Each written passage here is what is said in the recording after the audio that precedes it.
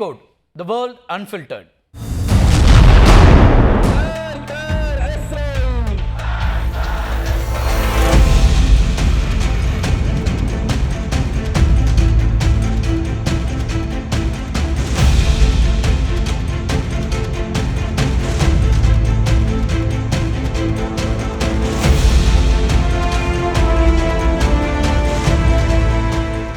ஈரானின் அணுசக்தி மையங்களை குறிவைத்து இஸ்ரேல் ராணுவம் அதிபயங்கர தாக்குதல்களை நடத்தியிருக்கிறது.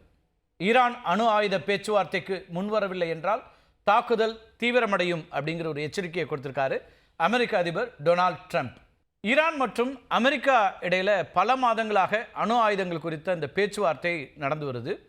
ஈரான் தன்னுடைய அணு ஆயுத திட்டத்தை கைவிட வேணும் அப்படிங்கிற ஒரு நிபந்தனையை அமெரிக்காவும், தங்கள் நாட்டின் மீதான பொருளாதார தடைகளை நீக்க வேண்டும் அப்படிங்கிற நிபந்தனையை ஈரானும் விதித்து வரக்கூடிய சூழலில் தான் இந்த மோதல் அப்படிங்கிறது அதிகரிக்கிறத பார்க்குறோம். இரு நாட்டு பிரதிநிதிகளும் 5 சுற்று பேச்சுவார்த்தை நடத்தினாங்க. அமெரிக்காவும் ஈரானும் 5 சுற்று பேச்சுவார்த்தைக்கு பிறகும் எந்த முன்னேற்றமும் ஏற்படலை.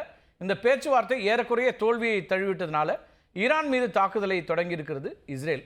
இந்த தாக்குதலுக்கு ஆபரேஷன் ரைசிங் லைன் அப்படின்னு பேர் வைத்திருக்கிறது இஸ்ரேல். இந்த தாக்குதலை முன்னெச்சரிக்கை தாக்குதல் அப்படின்னு குறிப்பிடுது இஸ்ரேல் அரசாங்கம். ஈரான் கிட்ட சில நாட்களிலேயே 15 அணுகுண்டுகளை தயாரிக்கக்கூடிய அளவுக்கான வசதிகள் இருக்கு அப்படின்னு ஒரு பார்வையை முன்வைக்குது இஸ்ரேல். இந்த அணுகுண்டுகளை தங்கள் நாட்டிற்கு எதிராக ஈரான் பயன்படுத்தக்கூடும் என்பதனால வருமுன் காப்போங்கிற வகையில் நாங்கள் முன்கூட்டியே இந்த தாக்குதலை நடத்துகிறோம் அப்படின்னு ஒரு விளக்கத்தையும் இஸ்ரேல் சொல்லுது.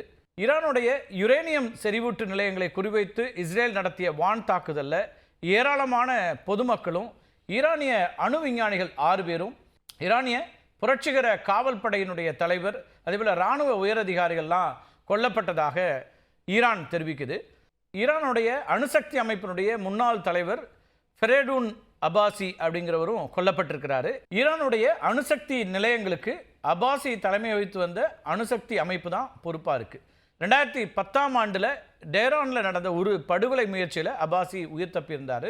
கொல்லப்பட்ட மற்றொருவர் டேரானில் இருக்கக்கூடிய இஸ்லாமிய ஆசாத் பல்கலைக்கழகத்தின் தலைவர் முகமது மெஹதி ஜெரான்சி.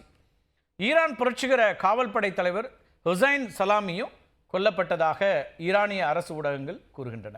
இந்த தாக்குதல் இஸ்ரேலுடைய தாக்குதல் தொடங்கிய ஒரே மணி நேரத்தில் அணு விஞ்ஞானிகள், புரட்சிகர காவல்படை தலைவர், இராணுவ உயரதிகாரிகள் ஆகியோர் கொல்லப்பட்டிருப்பது ஈரானை கடும் கோபத்தில் ஆழ்த்தியிருக்கிறது.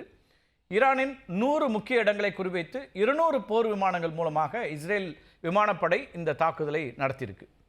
ஈரானுடைய முக்கிய செறிவூட்டல் நிலையமான நடான்ஸ் மீதும் குண்டுமழை பொழிந்ததாக கூறப்படுது. அங்கேருந்து வரக்கூடிய ரிப்போர்ட்ஸ் தான் அது இன்னும் உறுதிப்படுத்தப்பட வேண்டியிருக்கு. தலைநகர் டெரானிலிருந்து 225 கிலோமீட்டர் தொலைவில் இருக்கக்கூடிய நடான்ஸ் செறிவூட்டு நிலையம் 1,00,000 சதுர மீட்டர் பரப்பு கொண்டது. அங்குதான் ஈரான் அணு ஆயுதங்களை தயாரிப்பதாக இஸ்ரேலும் அமெரிக்காவும் நம்புகின்றன. இஸ்ரேலும் அமெரிக்காவும் இந்த தாக்குதலுக்காக பெரும் விலை கொடுக்க வேண்டும் அப்படிங்கிற ஒரு எச்சரிக்கையை கொடுத்திருக்குது ஈரான். பதில் தாக்குதலை எதிர்பார்த்து இஸ்ரேல் அவசர நிலையை பிறப்பித்திருக்குது. அமெரிக்காவின் ஆதரவோட இஸ்ரேல் தாக்குதல்களை நடத்தியதாக ஈரான் ஒரு குற்றச்சாட்டை முன்வைத்திருக்கிறது. ஆனால் இந்த தாக்குதலுக்கும் எங்களுக்கும் எந்த சம்பந்தமும் இல்லை அப்படின்னு நழுவிக்கொண்டது அமெரிக்கா. ஆனாலும் தாக்குதல்கள் குறித்து தனக்கு முன்பே தெரியும் அப்படின்னு குறிப்பிட்டிருக்கிறாரு அதிபர் டொனால்ட் ட்ரம்ப். ஈரான் அணு ஆயுத பேச்சுவார்த்தைக்கு முன்வரவில்லை என்றால் தாக்குதல் தீவிரமடையும் அப்படிங்கிற ஒரு எச்சரிக்கையையும் ட்ரம்ப் கொடுத்திருக்காரு. ஈரான் மீதான இஸ்ரேலுடைய இந்த தாக்குதல் அப்படிங்கிறது மத்திய கிழக்கு ஆசிய நாடுகளில் ஒரு பெரிய பதற்றத்தை உண்டாக்கி இருக்கிறது. ஒரு பெரிய போருக்கு ஆயத்தமாகிறதா, இன்னொரு யுத்தமா அப்படிங்கிற கேள்வியோடு, பதற்றத்தோடு, கவலையோடு உலக நாடுகள் இருக்கின்றன. எந்த போர் நடந்தாலும் அதில் பாதிக்கப்பட போவது அப்பாவி பொதுமக்கள் அப்படிங்கிற இடத்துல இருந்து யுத்தத்துக்கு எதிராக, போருக்கு எதிரான ஒரு பரப்புரை 2 பக்கத்திலிருந்துமே நடந்து வரக்கூடியதை பார்க்குறோம். இந்த நிலையில தான் இவங்களுக்குள்ளே இருக்கக்கூடிய இந்த பகை இருக்கு இல்லையா, இது இன்று நேற்று ஏற்பட்டதல்ல. 2 நாடுகளும் எல்லையை பகிர்ந்து கொள்ளாவிட்டாலும் கூட எந்த நேரமும் சண்டை கோழிகளாக தான் இருந்திருக்கிறாங்க.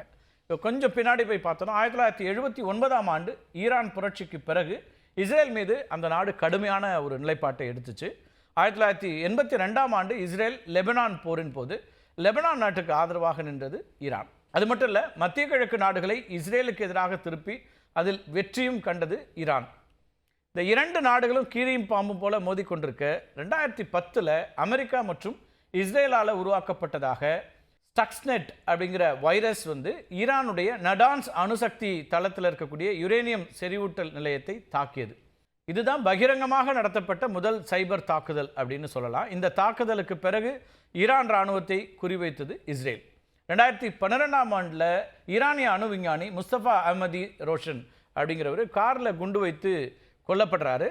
இந்த தாக்குதலை இஸ்ரேல் நடத்தியதாக ஈரான் வந்து சொல்லிட்டு இருக்கு. 2018ஆம் ஆண்டில் சிரியாவில் செயல்பட்டு கொண்டிருந்த ஈரானுடைய இராணுவ தளத்தின் மீது இஸ்ரேல் குண்டு வீசியது. இதற்கு பதிலடியாக இஸ்ரேல் ஆக்கிரமித்திருக்கக்கூடிய கோலன் ஹெய்ட்ஸ் அப்படிங்கிற பகுதியை குறிவைத்தது ஈரான்.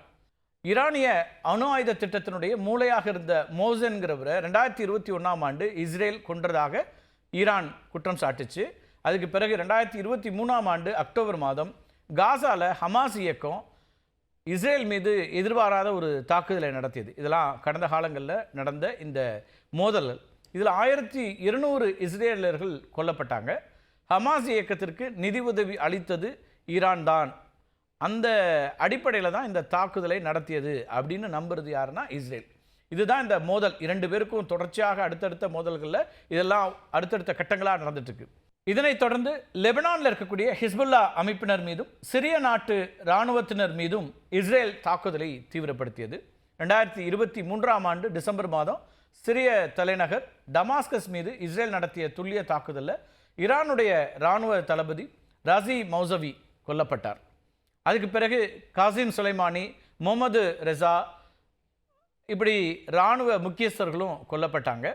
கடந்த ஆண்டு ஏப்ரல் 1ஆம் தேதி டமாஸ்கஸில் இருக்கக்கூடிய ஈரான் தூதரகத்தின் மீது இஸ்ரேல் வான் தாக்குதல் நடத்தியது.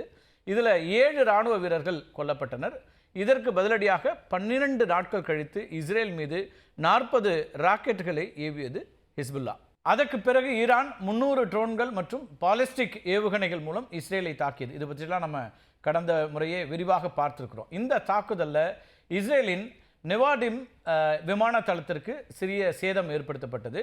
ஏற்கனவே ரஷ்யா யுக்ரைன் போர், ஹமாஸ் இஸ்ரேல் போர் என அல்லல் பட்டு கொண்டிருக்கக்கூடிய நிலையில் இஸ்ரேலுடைய இந்த நடவடிக்கை மேலும் அச்சத்தை ஏற்படுத்தியிருக்கு. இஸ்ரேல் தொடங்கியிருக்கக்கூடிய இந்த யுத்தம் அப்படிங்கிறதும், இஸ்ரேல் ஈரான் மீது நடத்தியிருக்கக்கூடிய தாக்குதல் என்பதும், ஈரான் என்ன பதிலடி கொடுக்க போகிறது அப்படிங்கிறதும் இப்போ அந்த பகுதியில் ஒரு பதட்டத்தை உண்டாக்கக்கூடியதாக மாற்றி இருக்கிறது. ஏன்னா ஈரான் வந்து அணு ஆயுதங்களை வைத்திருக்கக்கூடிய ஒரு நாடாக இருக்கக்கூடிய இடத்துல இந்த பதற்றம் இன்னும் கூடுதலாக மாறி இருக்கிறது. இப்போது இஸ்ரேலோடு மறைமுகமாக அமெரிக்காவும் சேர்ந்திருக்கிறது. இந்த பேச்சுவார்த்தையில் அமெரிக்காவுக்கும் ஈரானுக்குமான பேச்சுவார்த்தையில் ஒரு உடன்பாடு எட்டப்படவில்லை அப்படிங்கிற இடத்துலேருந்து அமெரிக்கா ஏற்கனவே தங்களுடைய அந்த வீரர்களை எல்லாம், படை வீரர்களை பல இடங்களில் மாற்றி இருக்கிறது. வெவ்வேறு இடங்கள்லேருந்து அவங்கள பாதுகாப்பாக அனுப்பியிருக்கிறது.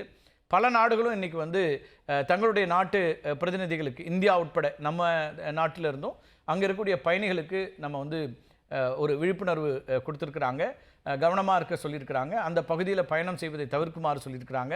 அப்படியான எச்சரிக்கைகளை மற்ற நாடுகள்லாம் கொடுக்கக்கூடிய அந்த சூழலும் உருவாகி இருக்கிறது. போர் மேகம் மீண்டும் அங்கே சூழக்கூடிய நிலையில் ஒரு பதற்றம் இருக்கிறது. போர் எந்த நிலையில் வந்தாலும், யுத்தம் எங்கே நடந்தாலும் உலகின் எல்லா மூலைகளிலும் இருக்கக்கூடிய அப்பாவி பொதுமக்கள் பாதிக்கப்படுவார்கள், சாமானியர்கள் பாதிக்கப்படுவார்கள் அப்படிங்கிறது தான் நியதி. அதனால் இந்த போர் அடுத்தடுத்த கட்டத்தை நோக்கி நகராமல் இருக்க வேண்டும் என்பது தான் எல்லோருடைய விருப்பம். ஆனால் ஈரானுடைய எதிர்த்தாக்குதல் எப்படி இருக்க போகிறது அப்படிங்கிறது தான் இப்போது கவலையோடு மற்ற நாடுகள் உற்று நோக்கக்கூடியதாக மாறியிருக்கிறது. மீண்டும் ஒரு காணொலியில் சந்திக்கலாம் நண்பர்களே. நன்றி, வணக்கம்.